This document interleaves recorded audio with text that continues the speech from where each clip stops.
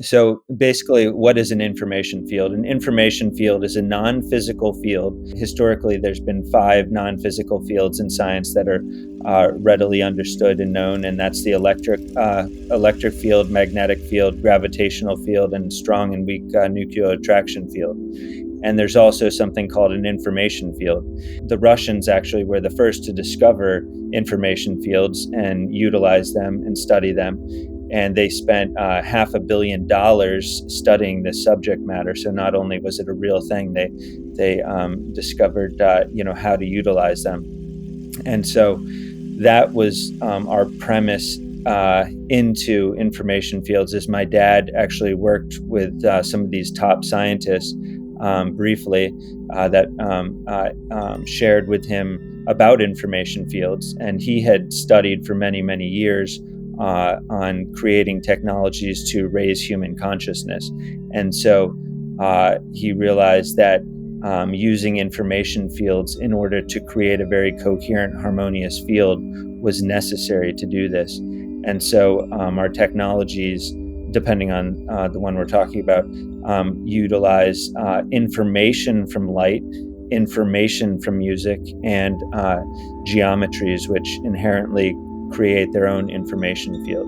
And someone might say, well, what is an information field? I still don't understand. Well, an information field, you can see it in, some people have heard of and can see auras, an auric field around a being. You've probably seen pictures. Some people have seen pictures in, the Bible and other ancient drawings and stuff with this glow behind the person's head. That's an auric field. And you can actually train yourself through different practices to be able to see that field. And there's advantages of being able to see that field, because you can actually understand what is going through that person's consciousness. Are they good intent, bad intent? Are they struggling with something physically? So energy healers can see that field, and they can make energetic adjustments to the patient or client to help bring coherence into their field and actually change that auric field. Another example of an information field that most people have felt is nature. If you go out into a deep forest, and especially if you have your shoes off and you're just standing there in nature, even if you don't have your shoes off, and you're deep in the woods and you're not on your cell phone or device, and you're just quiet, you just feel better. That is a coherent information field that nature is giving off.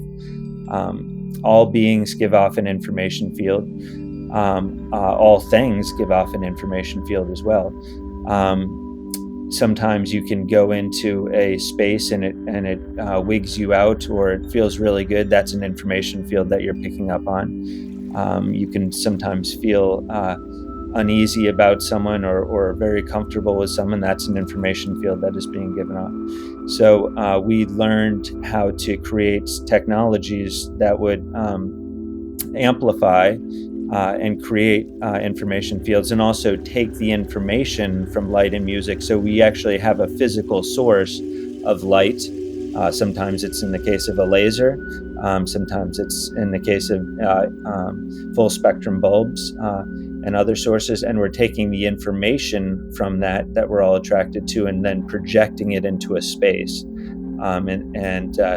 So you actually don't have to see the physical light, because we're getting the essence of it, if you will.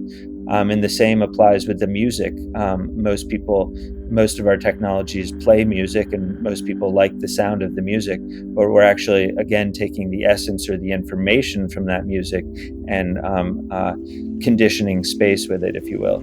And when someone enters into that environment, they have the opportunity to more readily connect to higher levels of awareness and consciousness. Because the truth of the matter is we're omniscient beings, all-knowing beings, and we're multidimensional.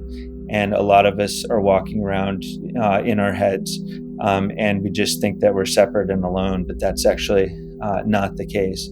We're actually all interconnected, and we have lots of amazing abilities. We have self-healing capabilities within us. We have intuitive capabilities, perceptive capabilities.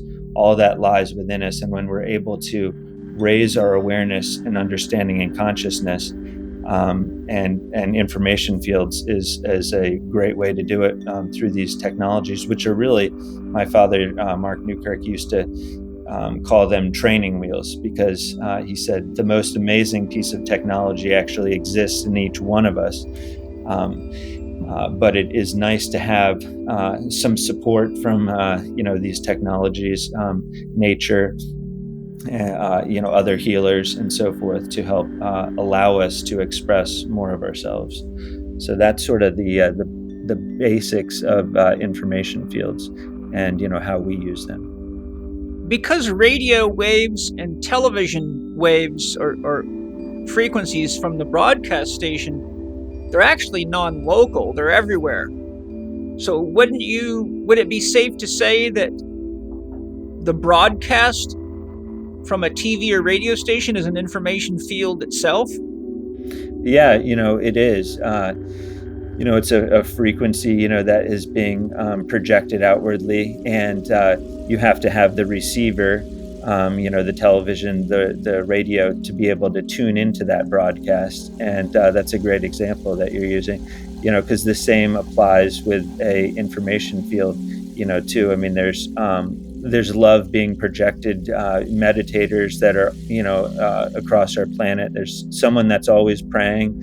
There's someone that's always sending love, unconditional love, out to the world, out to you. And it's unconditional because they don't even know you, but they are sending love and coherence out to the world. And so if we choose to tap into that frequency, we can, benefit, and receive that. And we can also broadcast that as well.